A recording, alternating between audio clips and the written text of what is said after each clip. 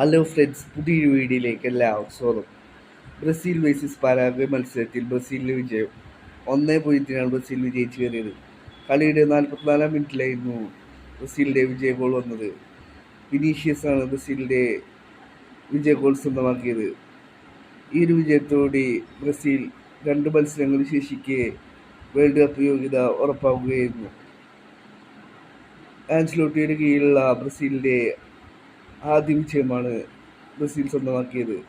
മാറ്റിയസ് കുഞ്ഞയുടെ അസിസ്റ്റിൽ നിന്നാണ് Vinicius goal സ്വന്തമാക്കിയത്. ഈ ഒരു വിജയത്തോടെ 3-ാം സ്ഥാനത്ത് ബ്രസീൽ എത്തിയിരിക്കുകയാണ്.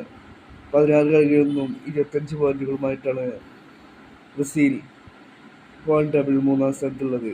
ഇനി 2 മത്സരങ്ങൾ ശേഷിക്കെ വേൾഡ് കപ്പ് യോഗ്യത ബ്രസീൽ ഉറപ്പിക്കുകയായിരുന്നു. ആൻസലോട്ടിയുടെ കീഴിൽ ബ്രസീൽ 2 കളികളിലും ഗോൾ വഴങ്ങിയിട്ടില്ല എന്നുള്ള പ്രത്യേകതയുമുണ്ട്.